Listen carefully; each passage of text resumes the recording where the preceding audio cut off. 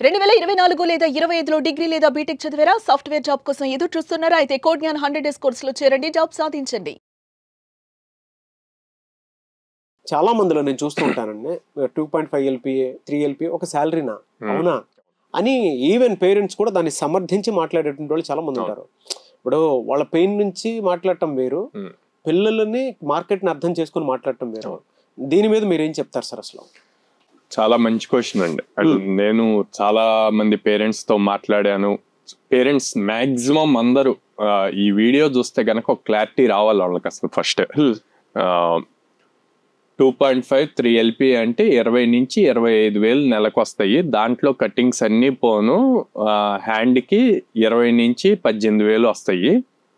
అది ఇంట్లో ఉండి మామూలు ఏదైనా వర్క్స్ చేసుకున్నా కూడా వస్తాయి కదా. వీళ్ళు ఇంతలాగా 4 సంవత్సరాలు చదివి కష్టపడ్డాక కూడా అదే శాలరీయా అన్న మైండ్ సెట్ లో ఉన్నారు. అంటే పేరెంట్స్ పాయింట్ లో మీరు చూస్తే మేము ఇంత కష్టపడ్డాం, మేము తినకుండా వాళ్ళకి ఫీజెస్ ఇవన్నీ పే చేసి వాళ్ళకి కావాల్సినవి అన్ని చూసి 4 years కష్టపడి చదివించాక మళ్ళీ మేమెంత సంపాదిస్తున్నాం అంతకన్నా తక్కువ వస్తున్నాయి జాయినింగ్ లో అన్న థాట్ ఉందండి. నేనేం చెప్తా అంటే మనం బయట మార్కెట్ కూడా చూసుకోవాలి. మార్కెట్ ఎలా ఉంది ఏంటి అన్నది. ప్రతిరోజు లే ఆఫ్స్ చూస్తున్నాము, అట్ ద సేమ్ టైం ఎంతలాగే ఎవాల్వ్ అవుతుంది అన్నది చూస్తున్నాం. మీరు సంపాదిస్తున్న దాంతో కంపేర్ చేసి 18,000 20,000 చేతికి వస్తాయని లెక్కేస్తున్నారు.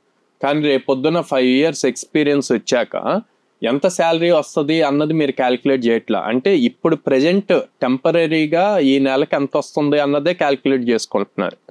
రేపొద్దున ఫ్యూచర్ 5 years అయ్యాక జనరల్ గా మార్కెట్ ఎలా ఉంటది అంటే 5 years ఎక్స్పీరియన్స్ వస్తే ఇంటూ 3 years అంటే 12 to 15 lakhs ప్యాకేజ్ వస్తుంది. 12 లక్షల నుంచి 15 లక్షల ప్యాకేజ్ వస్తుంది 5 years ఎక్స్పీరియన్స్ వచ్చేసరికి మినిమం అది. ఓకే, అప్పుడు ఎంత వస్తున్నట్టే హ్యాండ్కి ₹1,00,000 వస్తుందండి. మీరు ఇంట్లో రోజు 5 సంవత్సరాలు కష్టపడిన మీరు ఎంత సంపాదిస్తారు? ఆ క్యాలిక్యులేషన్ కూడా వేయాలి పేరెంట్స్. అది వేయట్లేదు. And at the same time students కూడా ఏం థింక్ చేస్తున్నారంటే అరే నాకు 6 lakhs అబోవ్ రావాలి, 8 lakhs అబోవ్ రావాలి అన్న పాయింట్ థింక్ చేస్తున్నారండి.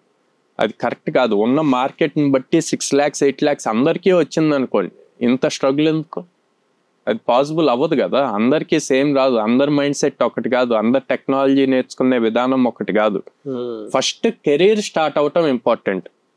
నీకు మనం ఏం చెప్తున్నాం అండి, ఇప్పుడు 2024 ఏప్రిల్ పాస్ అవుట్ అయితే 2026 ఏప్రిల్కి ఫ్రెషర్ పీరియడ్ అయిపోతుంది కంపెనీ రూల్ ప్రకారం.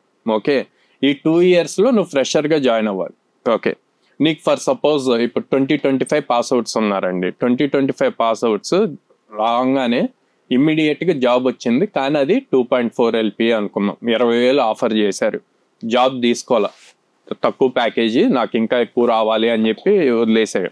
ఓకే, 6 months అయింది, 1 year అయింది.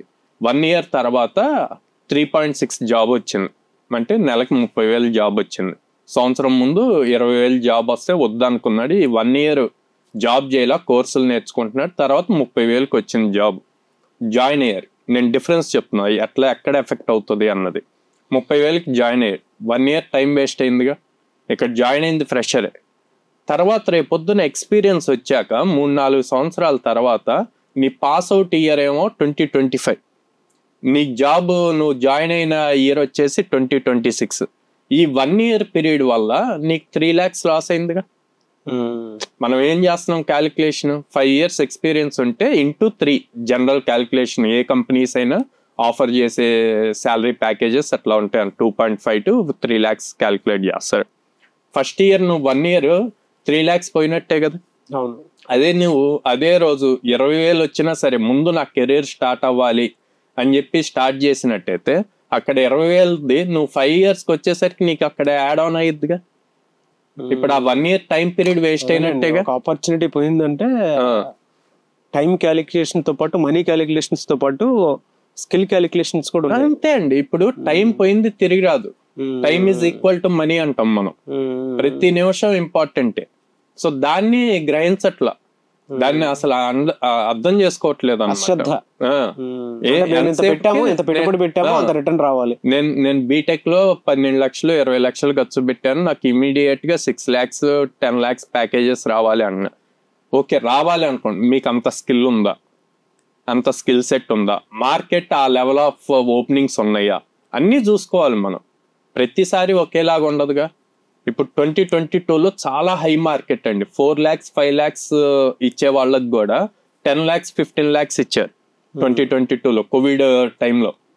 బట్ ఇప్పుడు అది అవ్వట్లేదు కదా. సో దేనికి తగ్గట్టు అది చూసుకొని రియలైజ్ అవ్వాలి. బోత్ పేరెంట్స్ అవ్వాలి, స్టూడెంట్స్ అవ్వాలి. పేరెంట్స్ ఎంకరేజ్ చేయాలి, ఏమని, నాన్న త్వరగా జాబ్ తెచ్చుకోవాలి, ప్యాకేజ్ గురించి చూడొద్దు, ముందు కెరీర్ స్టార్ట్ అవ్వాలి, కెరీర్ స్టార్ట్ అయితే తర్వాత వస్తుంది. At the same time student mind set కూడా మారాలి, ఏమని, ముందు నా కెరీర్ స్టార్ట్ అవ్వాలి, డేస్ ఎక్కువ వేస్ట్ అవ్వకూడదు అని. మనం 2 years పీరియడ్, ఫ్రెషర్ పీరియడ్ ఉంది, మీరు తెచ్చుకోవచ్చు ఈ 2 yearsలో అని చెప్పిన రేపొద్దున కెరీర్లో అది ఎఫెక్ట్ అవ్వకూడదు. సో అందుకే మనం ఇన్ని నెంబర్ ఆఫ్ ఆపర్చునిటీస్ ఇస్తున్నాము, త్వరగా కెరీర్ స్టార్ట్ అవ్వాలి అన్నది కోడ్నాన్ ఎప్పుడూ ట్రై చేస్తూనే ఉంటుంది. బట్ స్టూడెంట్స్ ఆ మైండ్ సెట్స్లో ఉండట్లేదు అనమాట.